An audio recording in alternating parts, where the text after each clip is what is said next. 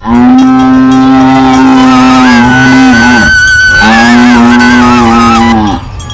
පිටිසර ගමක රාජු කියලා ගොවියෙක් එයාගේ බිරිඳ එක්ක ජීවත් වුණා. රාජු කුඹුරු ගොවිතැන් කරලා තමයි ජීවත් වුනේ. රාජුගේ බිරිඳ නීරා. ඇය බොහෝම ආදරණීය බිරිඳක්. හැබැයි ඇයට කවදාවත් කිසිම දෙයක් හිතේ තියන් ඉන්න බෑ. ඇයට කියවෙනවා. රහසක් නම් කවදාවත් රකින්න බෑ. රාජු මේ ගැන හොඳ හැටි දැනගෙන හිටියා.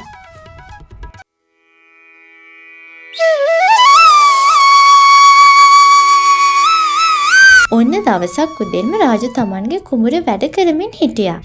හදිස්සියෙම රාජු දැක්ක මොනවා හරි දිලිසෙන දෙයක්.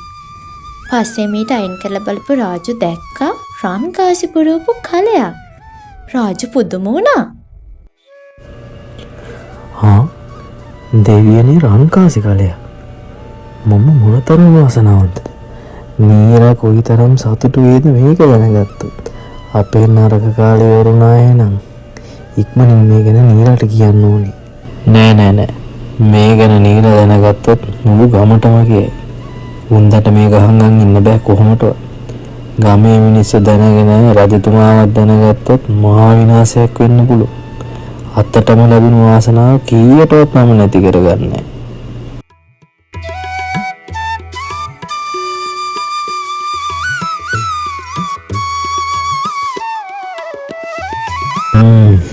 මම මේකට මොකක් හරි විසඳුමක් හොයාගන්න ඕනේ. නීරාගෙන් රංකාසි මුට්ටිය ගැන හංගන්න මට හිතකුත් නෑ. කොහොම හරි මේක විසඳ ගන්න ඕනේ. රාජු ආපහු රත්තරන් කලේ තිබුණු තැනම වල දාලා ගෙදර යන පිටත් වුණා. ඒ යන ගමන් හෝ කල්පනා කළා මේ ප්‍රශ්නේ දැන් කොහොමද විසඳගන්නේ කියලා.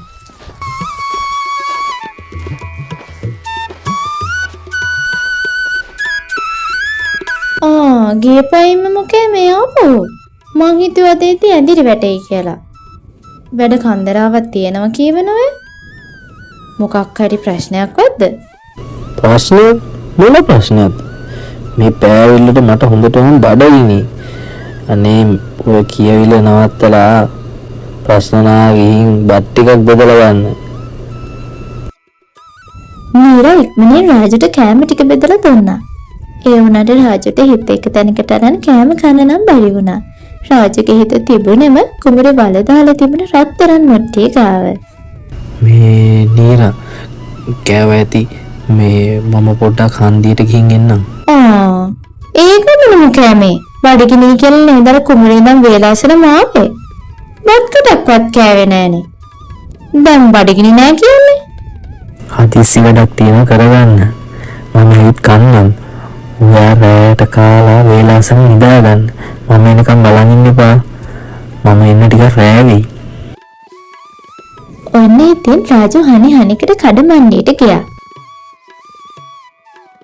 ඊට පස්සේ මාළු ලෑල්ලෙන් මාළු කෝරියෝ ටිකකුයි තව රතු පාට තින්ත බකට් එකකුයි අරගත්තා. රාජු මේ මාළුයි තින්ත බකට් එකයි අරගෙන අඳුර වැටිගෙන ඉති කුඹුරට ගියා. ඊට පස්සේ මාළු කෝරි ටික වෙල පුරාම විසි කරා. ඒ වගේම තින්තත් හැම තැනටම දැම්මා. දැන් හරි. රාජු හරිම සතුටින් ඉක්මනටම ගෙදරට ගියා. ඒ වෙනකොටත් නීරා හොඳටම නිදාගෙන තමයි හිටියේ. නීරා නැගිටින්න.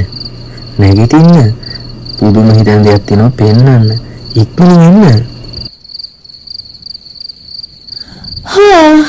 මොකද වෙලා තියෙන්නේ? ගොඩක් රෑ වෙලා දැන්. යමු මහත් එක කුඹුරට.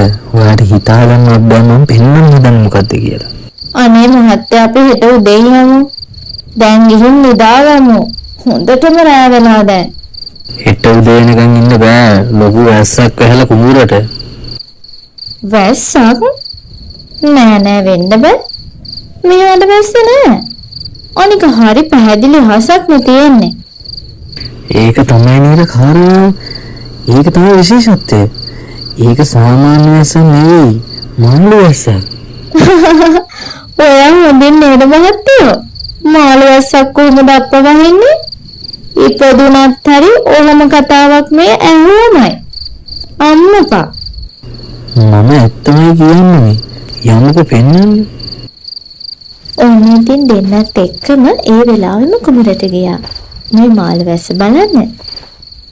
ඉතින් ඊය පුදුම වුණා මේ රතු පාට මාළු වැස්ස දැකලා. මේක නම් පුදුමාකාර මායාවක්. රෑ මාළු වැස්සක් එක රංකාසිට මම ඒවා කාලයකට එකතු කළා. අපි දැන් මේක අරගෙන යමු. හැබැයි ඔයා මේ ගැන කාටවත් කියනවා හැම නෙවෙයි. දෙන්නත් එක්කම රන්කාසි මුට්ටියත් අරගෙන හරිම සතුටින් ගෙදර ගියා. ඔන්න ඊළඟ දවසේ උදා වුණා. රාජු නීරට කලින්ම නැගිටලා හොරෙන්ම රන්කාසි මුට්ටිය වත්තේ වල දැම්මා.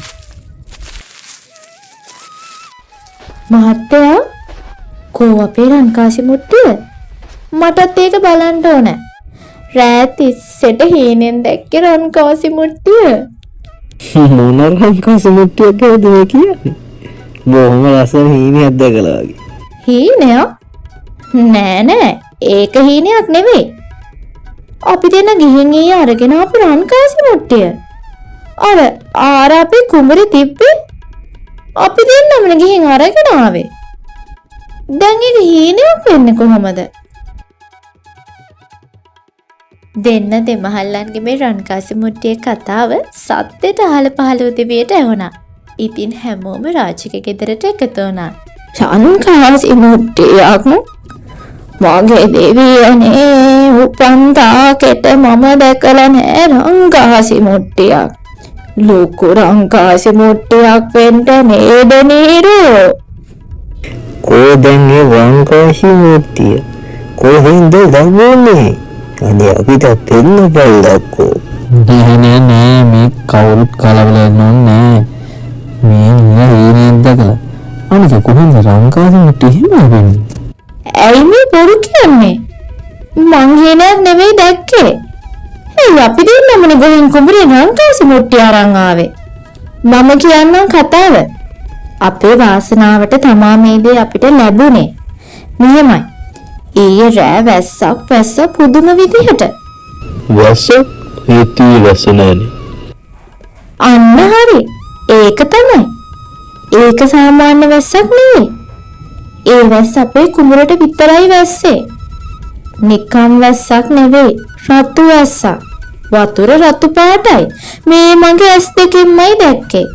ඒ විතරද? තව මාළුත් අහසින් වැටිලා කුඹුර පුරාම මාළු. අන්න ඔහමයි අපිට රන්කාසි මුට්ටියක් අහසෙන් හම්බුනේ. මය අම්මපා මාළු වැස්සක්. ඒ හාමුදුරුවනේ මේ කියන බොරුව තරමක්. ඉතින් එකතලා හිටපු ගමේ හැමෝටම හොඳටම hina ගියා මේ මීරාගේ කතාව අහලා. පිස්සු හැදීගෙන එනවද රාජු මෙයාට? ඔයා ඉක්මනින් බෙහෙත් ටිකක් අරගන්න. යමල්ලා මෙතන කාලේ කන්නේ තු. අනේ ඉන්න. මම මේ ඇත්තමයි කියන්නේ. ඔය මම මොකටද බොරු කියන්නේ? ඇත්තටම මාළු වැස්සක් වැහලා මම මගේ ඇස් දෙකෙන්ම දැක්කා. අනේ මහත්තයා ඔයාවත් කියන්නකෝ. අනේ නීල මම ඒකනේ ඔයාලට මොනවද කිව්වේ? ඔයා ඊරේ හීනයක් දැකලා කියලා. රැට නිදාගද්දි ආගම සීකල නිදා ගන්න. එතකොට ඔය වගේ විකාර හීන පේන එක නැහැ. හැබැයි අපේ අනාගතය නම් සුබ පාට. දැන් විකාර නොහිත ගියෙන් කැම ලෑස්ති කරන්න. මට කුඹුරට යන්න බරක් වෙනවා. නීරයික හීනයක්මයි කියලා තහවුරු කරගත්තා. ඔන්න ඔහොමයි රාජයාගේ බිරිඳට බොරු නොකිය මේ ප්‍රශ්නේ විසඳගත්තේ.